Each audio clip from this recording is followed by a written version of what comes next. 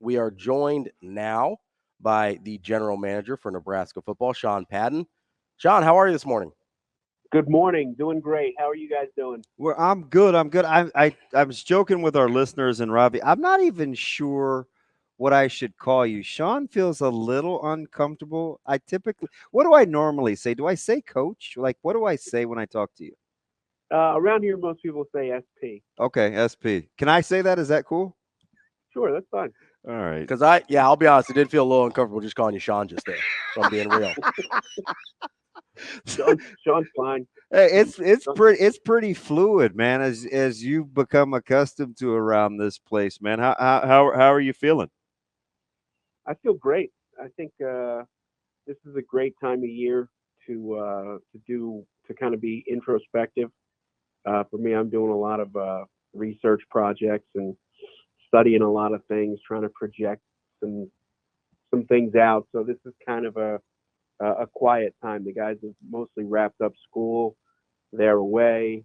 Coaches have just come back off the road, so it's getting a little bit louder around here. But it was really a kind of a quiet, introspective time. It's pretty cool. I never want to. I always say give you up, right? Obviously, we have a good relationship, and I never use your name, but sometimes I'll allude to things that we talk about or that I hear around campus that are pretty profound. And a couple of months ago, we were talking about, or you were talking about, um, evaluation and self awareness, and you said something that I told our listeners that I felt like let me know that we're really on the right track with our leadership. Do you remember when you said, you know, we're trying to figure out what we do. You know, we meet after official visits. We meet after this. We meet after that, and we really try to evaluate where we are. And you said sometimes it almost hurts your feelings because you have to be honest with areas that you need to be better. That stuck with me to this day, right? You gotta let us know like where that self-awareness, like where that ability to take self-inventory, where that comes from, because it apparently works for you. I think that you have to just look at what you're talking to the players about. In the end, everything that you're asking the players to do, you have to turn around and ask of yourself. And having a difficult conversation, not being and I'm not perfect at this, not getting defensive when you've made a particular decision and people feel that that wasn't the right thing. Mm. You get defensive, but that's the same thing with players. You're out there on the field, a coach makes a correction, and sometimes in the heat of things, the kid will snap back, and you got to kind of, whether it's after the drill or after everything, you got to say, you got to be open to this feedback. You got to make sure that you are listening and that you're hungry for feedback. So that's the only way you can get better. It's the same thing. It's the same exact thing when it comes to, holding ourselves accountable. Sometimes it's like, is that the standard we would hold to our players? And a lot of times you're like, yeah, you know what? So I think it comes directly from how we approach our players and them getting better. We have to have the same thing. We have to have the same thick skin when it comes to decisions that we're making in, whether it's events or whether it's on a particular student athlete. You have to be ready for the feedback. So, Sean, you hit on something that I find really interesting there, right? Because, we talk about accountability and holding each other to a standard, and that all sounds really good. And then the rubber hits the road, and people tend to get defensive, like you said. What is the biggest thing you found that works, I guess, kind of disarms people from being defensive in those situations? Like, what allows you to break through that defense barrier to Mm. actually make progress? Well, it's an old customer service, sort of trick. You sandwich it with compliments. Like, hey, that was a really good effort right there, or I could really understand why you saw what you did. But talk to me about, the decision making there. You got to kind of mitigate it. You have to also learn who your audience is. Some players, uh, you can give them real loud, direct feedback right away. And some players you really got to pull aside and correct it that way. So a lot of that depends on the player, but to to sort of mitigate things. And there's ways for, when you're out there on the practice field to not get emotional yourself and to not, oh God, I just went over that. Like, you have to understand that mistakes are made, and sometimes you can compound that mistake by blowing up. So you have to really understand your audience and really bring some patience to it. Sean, what's the trick to hiring? Because there's so many strong-willed kind of alphas, if you will. Everybody has their own kind of unique skill sets and areas of expertise. What's been the secret sauce that's allowed such? Because a lot of times when you get a lot of bright people in a room, somebody always kind of has to be the smartest. With you guys, and maybe it's familiarity, I don't know. But what is it that allows everybody to kind of stay in their lane and be led, yet be really good in your individual strengths? Well, I think that you get a lot of autonomy around here, in my opinion. I think that Well, that's interesting. I kind of want to, I'll tell people, tend your garden, like make your garden as good as possible. And it was actually something that Coach Belichick reiterated to us when he was visiting with us and sitting with us. He said, "Be the head coach of your job. No one should understand your job better than you do, and don't expect people to come and tell you exactly what to do. Like there's a couple things that that I have up in my office. Actually, we just moved, but I gotta put it back up. One of them is see it, say it, fix it, and the other is FIO, figure it out. And so there's another one. There's a couple other missing letters in there. FITFO is something that sometimes gets, but it's really FIO. It's figure it out. But you get you get a good amount of autonomy here to make it as good as you can. Here's your responsibilities. No one's going to hold your hand, but make it great. You're here and you've been hired because of this skill set, or because we feel that there's something that you can bring to the table. And so you want to make it as you want to own your space. You want to be your own head coach of your own position. So there's a good amount of autonomy here. I also think that because, it starts at the top, the head coach, I can tell the head coach if I think something's not right or something's wrong, and he's open to feedback. And I think that goes up and down the line. There's a certain point where a decision needs to be made, but anybody, whether it's a graduate assistant in recruiting, can speak up and say, "Hey, I think we could have a really cool May weekend, or a weekend that we've never really had an official visit." And next thing you know, we're doing it, and it turned out to be really good. So everybody's, we do a thing called chamber in recruiting where everybody's in the room talking about a particular recruit, and everybody votes. Everybody raises their hand and puts a number in the air. And you have to sort of stand up and defend your decision. If that's cool. And says, "Sean, you were the only one that gave that individual a 1. Tell me why."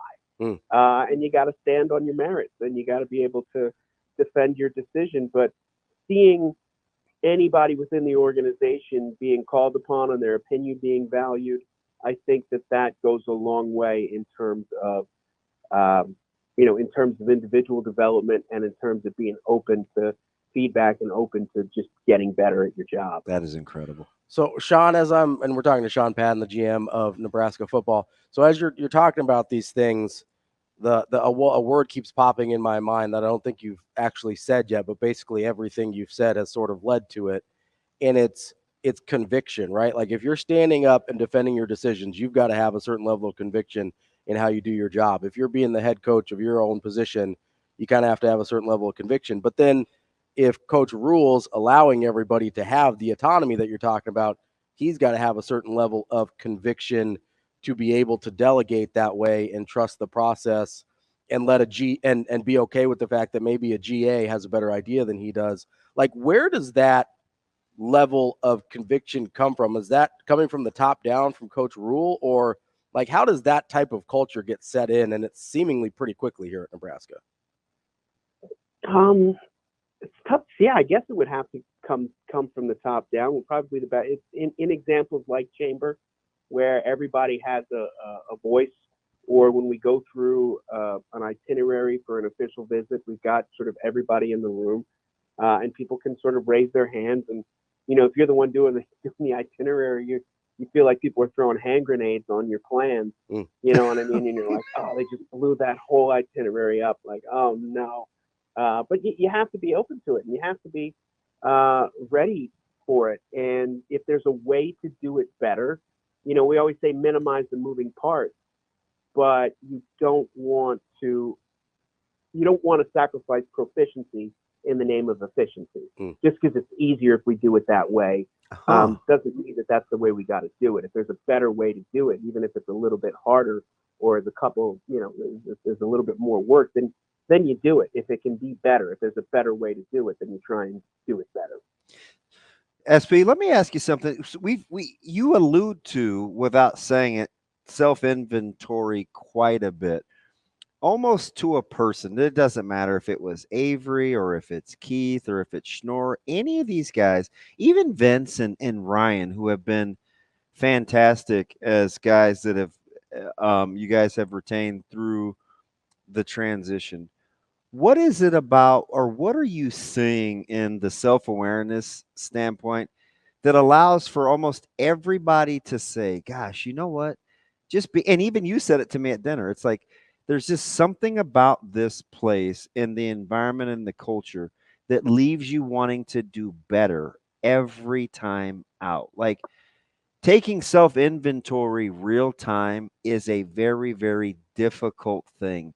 You've even got your young bucks being cognizant of it. You got to walk me through. Is that good fortune? Was it strategically planned? Is there something that you look for in personality traits? Like, why is that a thing, even for people that haven't even been here that long? I would say in the interview process, when we're interviewing people, I do, their standard, what they call STAR questions: situation, task, action, result. I will ask that generic canned, like, tell me about a time when you screwed up. Tell me about a time when you learned something, when you learned something that you thought you had figured out, but you learned something different. Or tell me about a time when your boss gave you a directive that you didn't necessarily agree with it. How did you do it? How did you approach the disagreement, and what were the results? And immediately, some people are ready for it and have an answer, and that's fine. But you can sort of hear the wheels turning over the phone with someone. And if someone doesn't have a good example, like, you've never disagreed with your boss, like you've never, you can bring out that self-awareness, and you can really do that in the interview process. You can really see, all right, is this, how thoughtful is this person about the work that they're doing?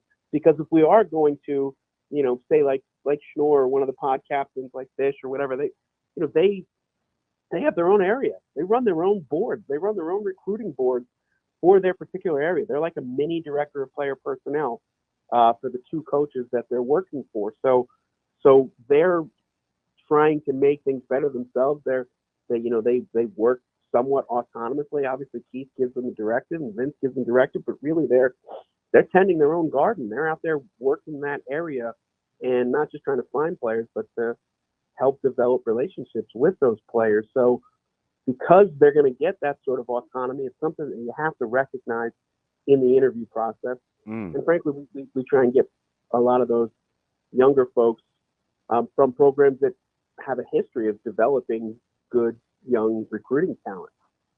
So, Sean, as when we're talking about, identifying people in interviews and things like that, one of the things you said when you spoke publicly last week was, when you work as hard as people in this industry do, you have to share the same values. You don't want to be at a program that doesn't share the same values. And so I'm curious how you are able to identify those things in the people, and seemingly across the board, right? Like, I've never heard a support staff to assistant coaches to head coaches to players all talk about things in the same way, the way Nebraska has for the last year. Like, how do you find those people that match values? Because you're already here. How do you find the people that match the values that you want this place to be about? Well, first of all, here at UNL, the hiring process is arduous. You have to lot of jump through. paperwork, right, SP? There's a lot of steps. There's a lot of things involved, and it's for a reason, and I think it's a good reason. But I think that process is very good. I also think that a lot of times you rely on a sort of your network of individuals that that share the same values. I mean, that's how Coach Rule and I, sort of became friends, is because we kind of understood, we kind of felt the same approach to the game. But you also rely on your network of individuals. We had a gentleman that was doing some work for us remotely, and he's from Texas, and he had an opportunity to go to Texas Tech, and the folks at Texas Tech gave me a call, and I know those guys, and I know Coach McGuire, and I know what their values are. So when they call me, they know that if I'm speaking on behalf of somebody or speaking for, if I'm stepping on the table for somebody, they know that they know what my convictions are, and they know what we demand here. And so that can kind of, you do rely on your network of people that are like-minded and that you've worked with. And there's sometimes that question, like, do they get it? Oh yeah, they get it. Like, do they get it? Oh yeah, they get it. They're OOU. They're one of us. Meaning, they're going to be self-aware. They're going to work hard. They're not going to be thick-skinned. They're going to be able to take take feedback, positive and negative, and be able to move on and not have it ruin your day. You got to move on. What's next? It's the same thing that we talk to our players. It all comes back to the lessons that we're trying to instill with our team. I love it. It's just so matter of fact. And I was kind of trying to walk our listeners through the process and how difficult it is. It's a heavy lift, right? You don't, with getting, Caleb down on Monday, where there's a lot of moving parts, right? A call comes on Saturday. He's out of the house Monday at 8, whatever, right? How do you know without, you don't have to go specific with the player, but the process to get an idea, make it work. Some people are going to be caught off guard, but as you like to say, figure it out, make it happen. How much trust or security do you have in the fact that it's like, this is just what we do? I expect this to be done come Monday at 10:30 when we got a report for academics. In terms of what, then? Can you repeat the question? So, like, what's the process look like when you let's say you make a decision, like, okay, I want a guy down now, right? Yeah. Coach, and nobody's really prepared to do it. You have a short amount of window, but everybody knows that, okay, I'm on. Here we go. Like, you can't really oversee it. You just have to trust it. Well, I think a lot of it, when we first started here, and we kind of,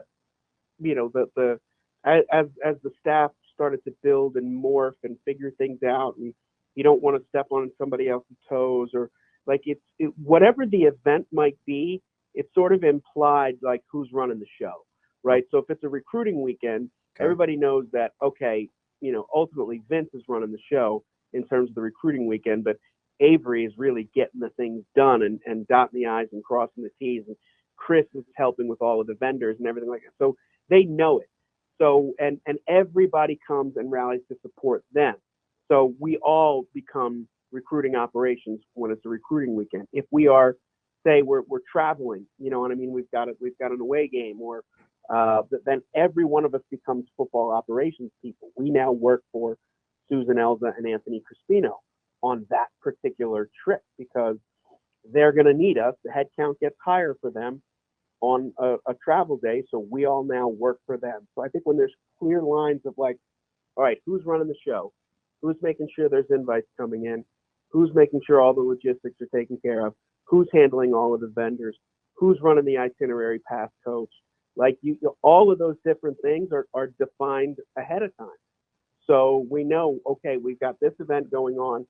Everybody knows, because they have autonomy within their world, they have to also know what's their responsibility, and they have to have their ears open to say, oh, did we just move that time? Okay, I got to know there's a cascade effect to every decision, and you have to have your ears open, and you sort of have to listen. And then we use Microsoft Teams. We use the heck out of it, and I can go to Teams and I can follow the official visit tracker, and I can see who's coming in on what particular day or what things have been done ahead of time, or I can peek at the itinerary as it's a work in progress, but I can sort of go take a look at it and see, all right, this hasn't been approved, but I sort of know the direction that we're going into. So you have clear lines of communication, and then you put systems into place that allow people to just sort of blossom within their realm.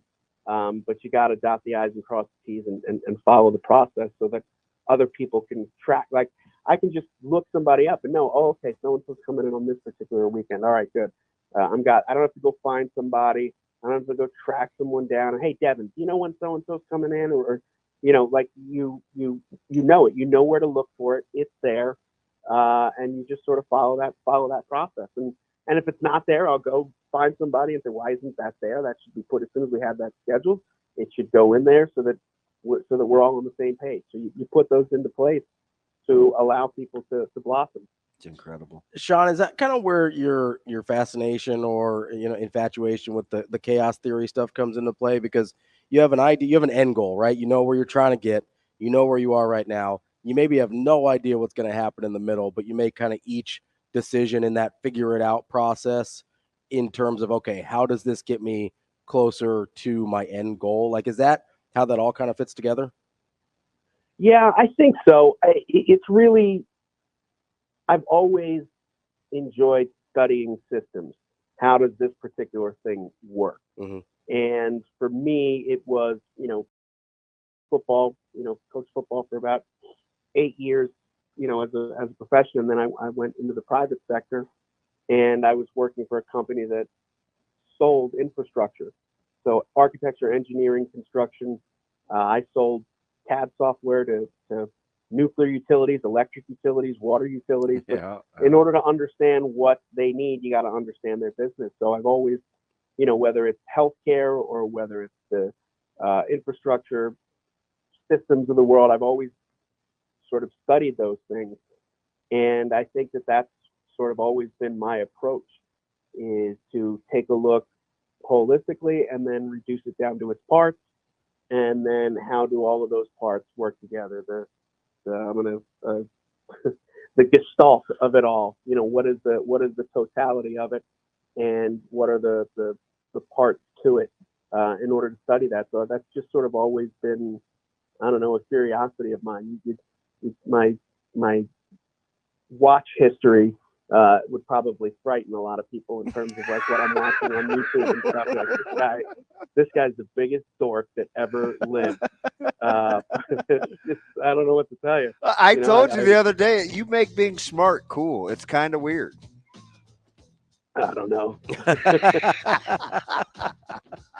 That's Sean Padden, GM of Nebraska football. Sean, we appreciate your time so much. Hopefully we'll catch up again soon. Great. Thanks, guys. Anytime. Hey, appreciate you. Hey, go Big Red. That's right.